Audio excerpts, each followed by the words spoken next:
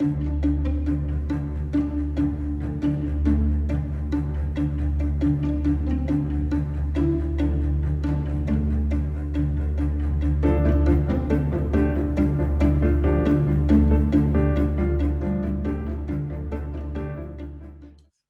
back to How to Fix Democracy. Our fourth series in 2022 is focusing on the state of American democracy. And we're going to talk today on the front lines of American democracy, or perhaps the crisis of American democracy in Georgia. I'm thrilled and honored that we have the executive director of the American Civil Liberties Union, the ACLU of Georgia, Andrea Young, with us. Andrea, welcome to How to Fix Democracy. Great, glad to be with you. Andrea, I don't want to put you on the hot seat, but is that the front line of the future of American democracy in Georgia? You've been fighting the good fight now for a while. What's the current state of democracy in Georgia? Well, we are absolutely on the front lines. If Georgia voters had not turned out in 2020 during a pandemic, 5 million of them, it's scary to think what democracy would look like right now in the United States. I mean, the fact that we are able to have a January 6th commission is only due to the fact that, we have a majority in the Senate that cares about democracy. And Georgia, of course, sent 2 of those senators to Washington. So we're very much on the front lines and continuing to do the work. June 21st, we had our second election under the new voter suppression law that was passed after 5 million people voted in a pandemic. And we are seeing the effects of that, reduced turnout. We're seeing, fewer people being able to avail themselves of mail-in voting. We're seeing confusion at the voting box. And we are, of course, very concerned about how many people are going to be willing to be poll workers and be involved in election administration, given that the former president is attacking them by name. And we heard that again in the January 6th hearing of the former president's basically sicking vigilantes on 2 innocent women who happened to be poll workers in the 2020 election. So, it's a very serious and grave situation. And a complicated situation, Andrea. I want to get to the events of June 21st. I think they're particularly interesting. But let's go back to November 2020, during the election itself. Mm-hmm. You mentioned the 5 million people who turned out and who voted for Joe Biden and for the Democratic candidates. How many people voted for Trump in Georgia? Well, it was a very closely contested election. And that's why over and over you hear, our Republican Secretary of State saying this was a free and fair election. There were no irregularities that would affect the outcome because this was a very close. I mean, Joe Biden won by, now famously 11,080 votes. And that same electorate,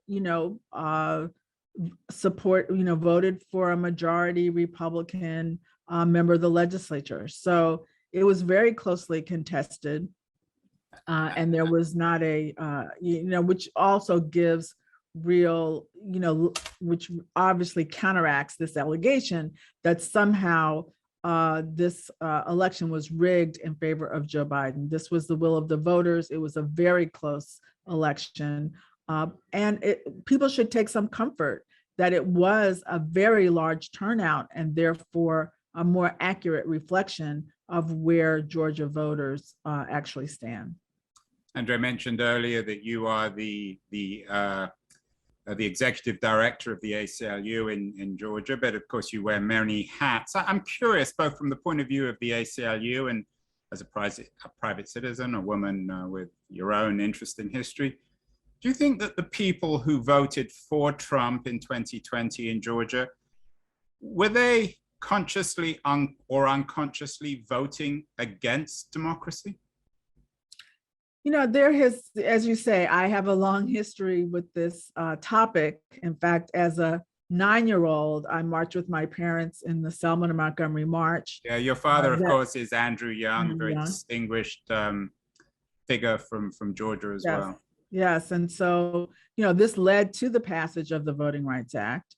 And the ACLU in Georgia was actually started to help enforce the Voting Rights Act in Georgia and make sure that African Americans had access to the ballot. So the challenge in American history has always been, will we be a multicultural democracy? Will we be a democracy that includes all racial groups in full citizenship? And that's been, you know, that's been our struggle and that's been our battle. And so I do think that for many members of the folks who voted for Donald Trump, a disappointing number of them, racial animus is one of the things that motivates them. I mean, they would prefer to not have a democracy than to have a democracy where Black people have full access to all the rights and privileges of citizenship. Rights and privileges, I have to say, we have earned over hundreds of years. My daughter is like the 10th generation American. So this idea that we're still having to justify our presence in America is absurd. I like to say my ancestors were here long before Donald Trump's. And so it's, you know, but this racial animus continues to be a real factor in American elections, as we saw it is in European elections. And you certainly don't have to justify this on this show, but I'm curious, Andrea, if whatever the numbers are, 30, 35, 40% of Americans support or opposed to the Voting Rights Act, are voting consciously or otherwise in a racist way against democracy, what does that suggest about the future of American democracy?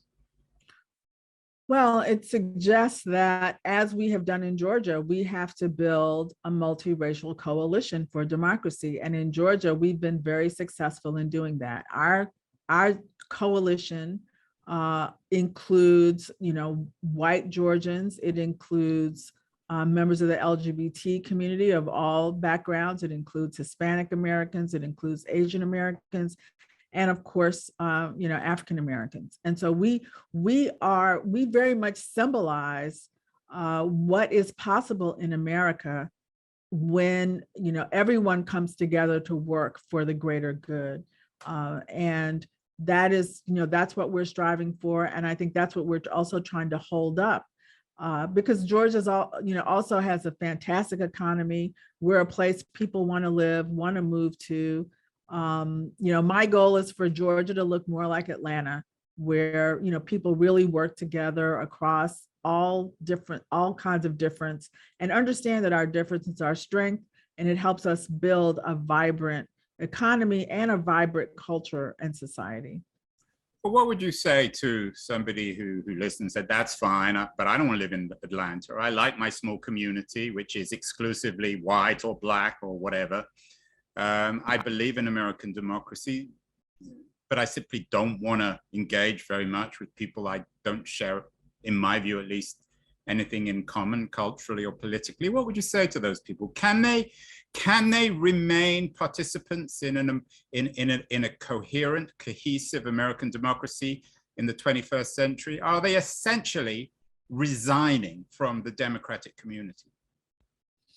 You know, I mean, it's an interesting point. I think, well, you know, one of the things we say in politics is that you're either at the table or on the menu.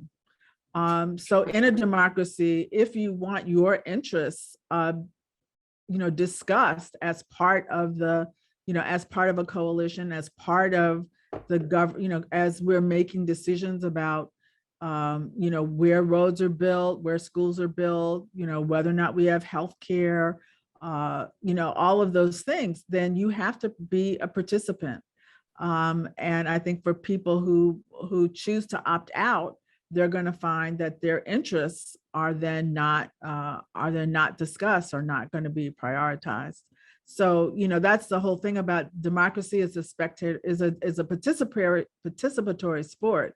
It's not a spectator sport. You've got to be on the field. You've got to play. You've got to engage if this democracy is really going to work, for everybody. Andrew, you mentioned the pandemic, the COVID pandemic, but there's another, perhaps in some ways, equally bloody pandemic in America, the pandemic of violence, particularly of right-wing racist violence.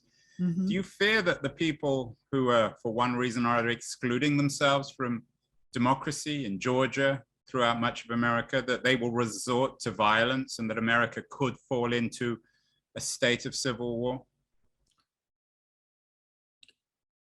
I think obviously the violence in American history and the contemporary violence that we see is of grave concern. I've talked to my staff, that some people don't really appreciate the power of Dr. King's example of creative nonviolence. And his commitment to nonviolence was not just a spiritual thing; it was also an intellectual understanding of how you make social change. And so we're about, transforming people and not defeating them. And I think that as we, if you commit yourself to sort of the nonviolent social change model, you create the opportunity of growing the folks who really understand, what you're doing. And you also have to set this example that that a civilization cannot have this kind of vigilante violence. Unfortunately, we see again the former president who is using his platform to incite violence and to incite vigilantism. And we also see some elected officials, like in Texas, that are using vigilantism as a model to prevent progressive change, like abortion rights, for example. They're using vigilantes to try to prevent women from having autonomy over their own lives and bodies. So this is, it has been a long time current in American history and American culture, and one that I think as people who believe in democracy, we really have to push for nonviolence as a value, as a principle of how we live together in this very, very complicated 21st century, society and interconnected globe that we are all inhabiting. Andrea, you're talking to me from your offices, your ACLU offices in Atlanta, Georgia. Before the pandemic, I had the great fortune to come to Georgia to interview one of the great Georgians. I'm sure you know her very well, Carol Anderson, who teaches at Emory University. Her latest book is one person, no vote, which is a rather dark analysis of the future of American voting, particularly in terms of this attack on the Voting Rights Act.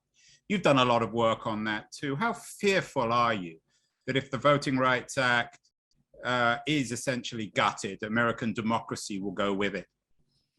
Well, I think it's very important that the Congress strengthen the Voting Rights Act. There are several pieces of legislation that have passed the U.S. House of Representatives that continue to languish in the Senate. And I think that's perhaps one of the greatest indicators that unfortunately we have one political party in this country right now that is not committed to democracy. In the past, the Voting Rights Act received support from 97 of the 100 senators. And now you can't even get it to a vote in the Senate. So, it's very concerning. The Voting Rights Act, was brilliantly crafted to expand access to the ballot for all Americans. At the same time, I think this genie is out of the bottle. My daughter has grown up entirely without segregation. I was born when racial segregation was still the law of the land. How old is your daughter, Andrea? She'll be 35 in the fall. And so her generation, they have grown up in a very different environment, and they will not accept the kind of deprivation of rights that existed, prior to the Voting Rights Act. And so I think that we have more tools at our disposal. We have more access. We have more resources today than my dad and Dr. King had in the 50s and 60s. And so whatever happens with the Voting Rights Act, Black people in America, Hispanic people in America, Asian, we're not going back to the kind of America that existed in the 1950s. So you're suggesting that even in the worst case scenario with the Voting Rights Act, there's no return to Jim Crow's America. But what could it be a return to? What would America look like if this Voting Rights Act is indeed decimated? Truthfully, we're in totally new territory. I speak a lot, testifying at the legislature, and I, say you cannot have the prosperity without the diversity. And so the same time of civil rights progress coincided with tremendous economic growth and influence for the United States. And that cannot be separated from the greater inclusion, from the greater bringing in more and more of America's citizens into full participation. And so I think that, if one side is able to, get the other upper hand, it's going to result in a less influential America, a less powerful America on the world stage, and something that is not to anyone's benefit. And I guess part of the challenge is getting enough white folks, frankly, who are voting for people like Trump, and there are so many more of them now, to really understand that this is not in your best interest. Like it may feed your sense of racial superiority, but in terms of well-being for your family, in terms of, of continuing to provide good things for communities, this is not the path. It's not the path. But that's a lot of work, and we see, again, this is a phenomenon that is happening in Europe as well, where white supremacists are sort of doubling down on this idea that unless white people dominate, that something is wrong with the body politic, something is wrong with the country. So it's not just a matter of white equality, it's a question of white domination, seems to be the model. So is your analysis, Andrea, of the health, or perhaps the poor health of American democracy, is it rooted in, and I'm using your words here, racial animus? There are other things as well, aren't there? I mean, there is institutional decay. There are problems within both parties. There's the archaic nature of Congress. There are perhaps structural problems with the Supreme Court. Where else do you see problems with American democracy outside race? So all of those things you mentioned have their roots, right, in the need to provide for white domination at the beginning of the American experiment. America is what it is, sort of on the foundation of slavery. And these institutions, are structured the way they are: the Congress, the supermajority that's required in the Senate. I mean, these things evolved to preserve white domination.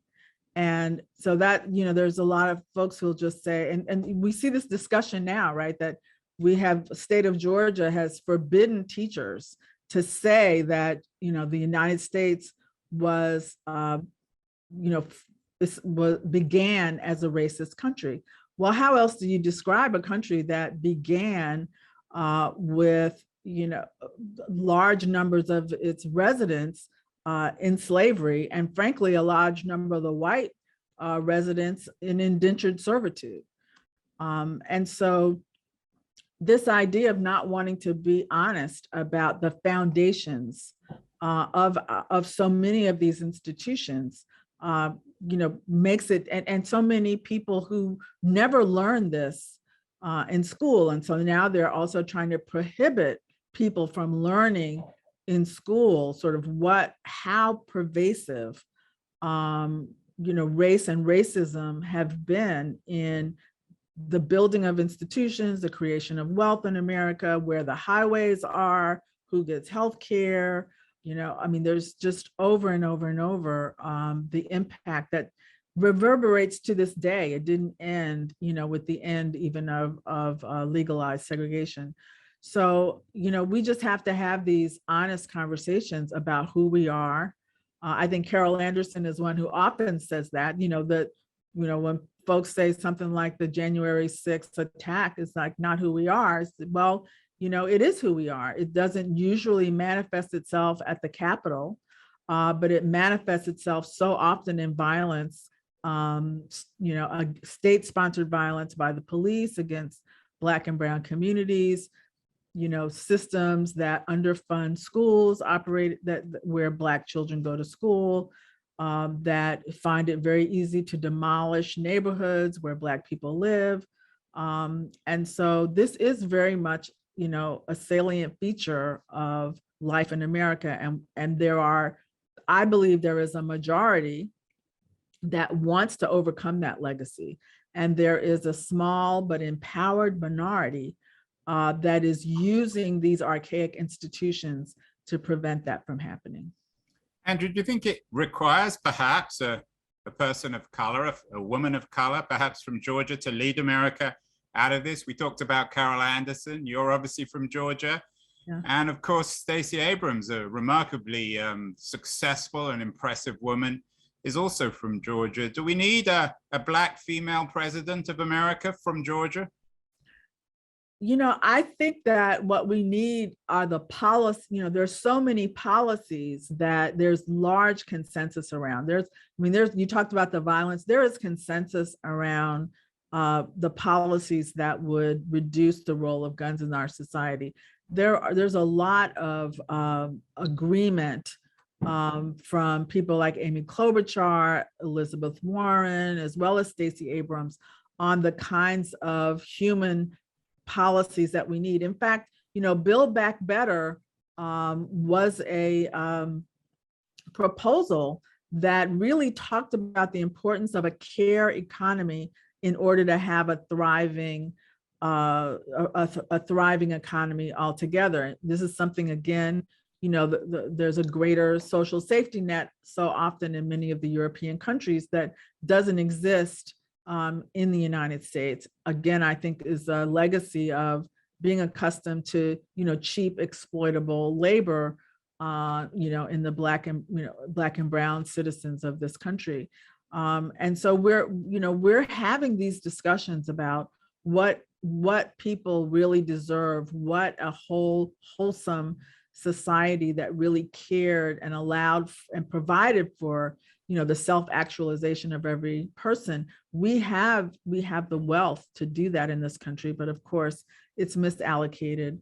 And a lot of the people who are supporting people like Trump are also people who would benefit greatly from more social justice in our economic system, and are, blinded by conspiracy theories and frankly lies. When you look at what Trump said to get elected initially, he lied about what he would do for the poor, for working people, bringing factories back to America, fighting against Wall Street. I mean, he just straight up lied to this constituency of white folks who have seen, suffered from the deindustrialization of America. So I think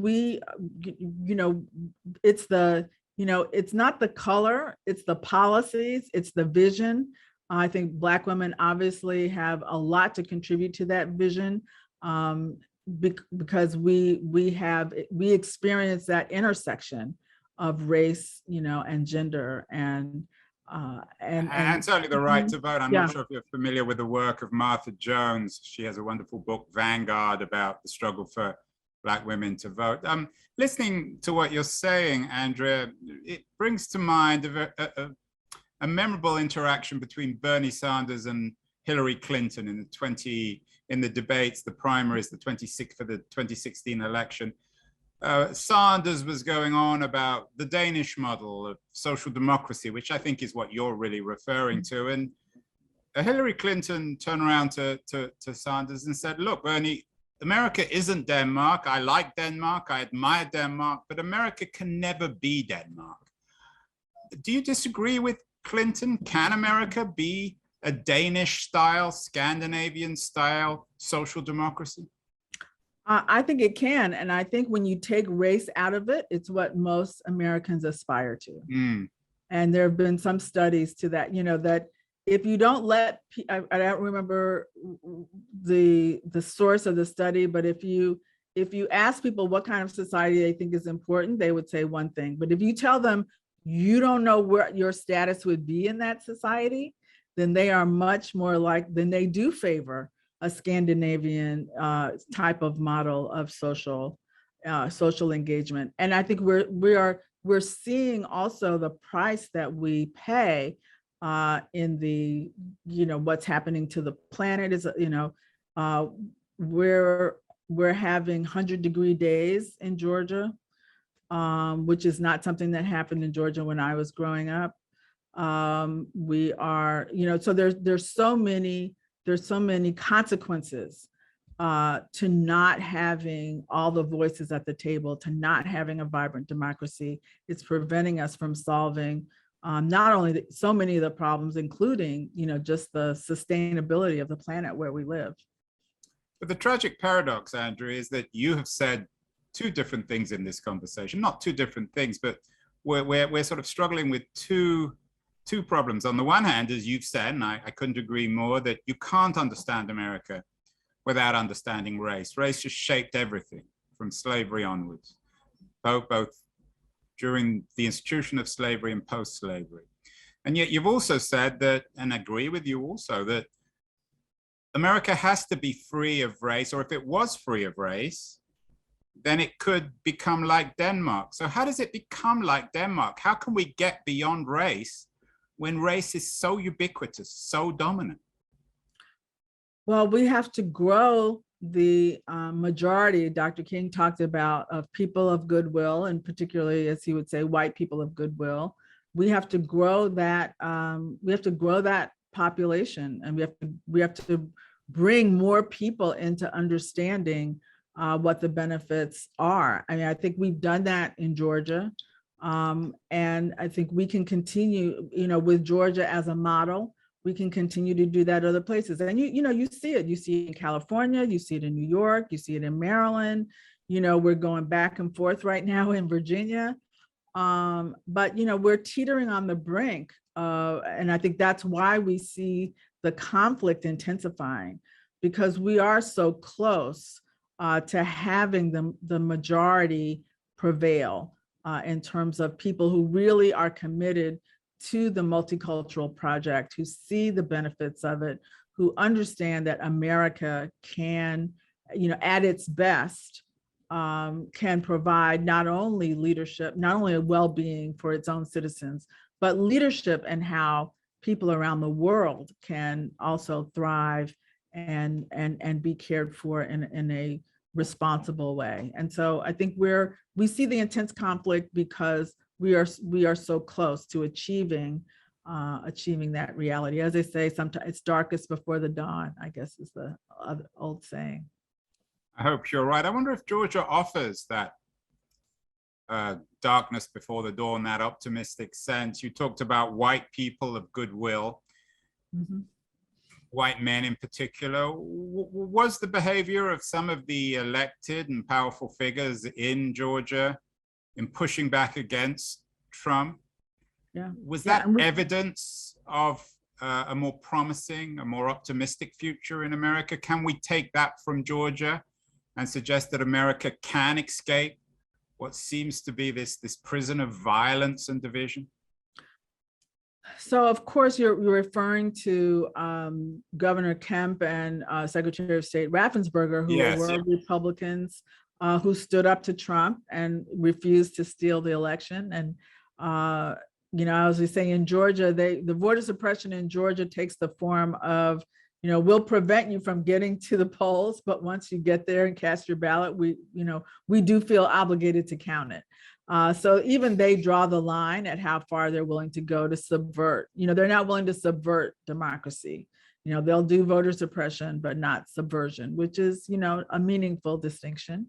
But I think more than that, you see many of the corporate leaders who are coming to Atlanta in the creative industries, some of the tech industries who are coming to Atlanta because of the diversity. And they understand that they can build more vibrant companies and companies that have a global appeal with the kind of, diverse workforce that we have here that's produced by our Black colleges, by our public universities. And so that also begins to change, because part of the compact in Atlanta really has been this whole idea of, we can prosper together. And that, as I said, you can have diversity helps to build the prosperity. And you can have the prosperity and the diversity. And I think that there are a lot of business leaders that have understood that over the years. They've been willing to put aside some of their prejudices to build a stronger economy and frankly, create more wealth for themselves.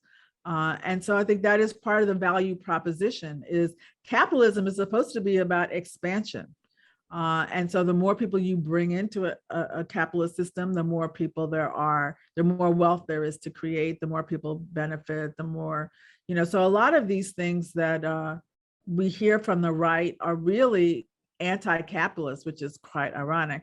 But I think that's also where a lot of the, white people of goodwill are. And also for many years, for decades, really, Atlanta has been kind of a sanctuary for members of the LGBT community from all over the Southeast. And so they've also come to Atlanta, brought their talents, built businesses, and rose in prominence. We have a number of, members of the LGBT community in the legislature now, in our city council.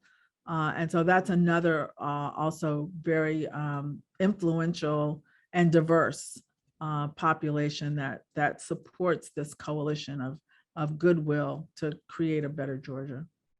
Andrea, we began our series on democracy in America with a show about Alexis de Tocqueville, who came to America in the middle of the 19th century.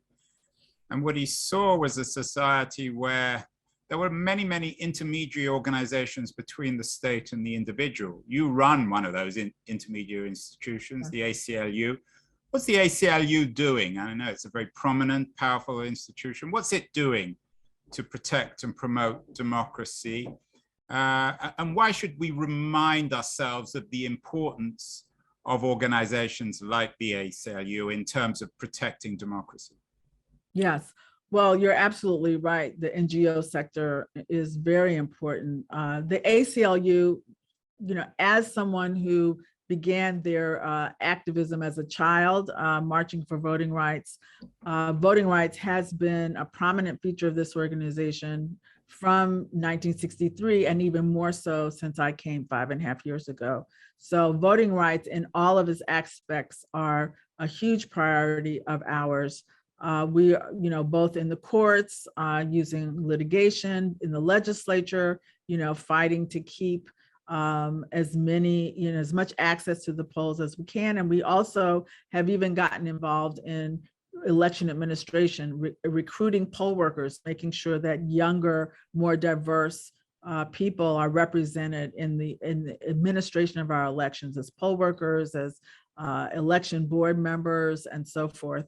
And, we are continuing, we do lots and lots of voter education so that people understand the differences, the policy positions of the candidates that they have to choose from.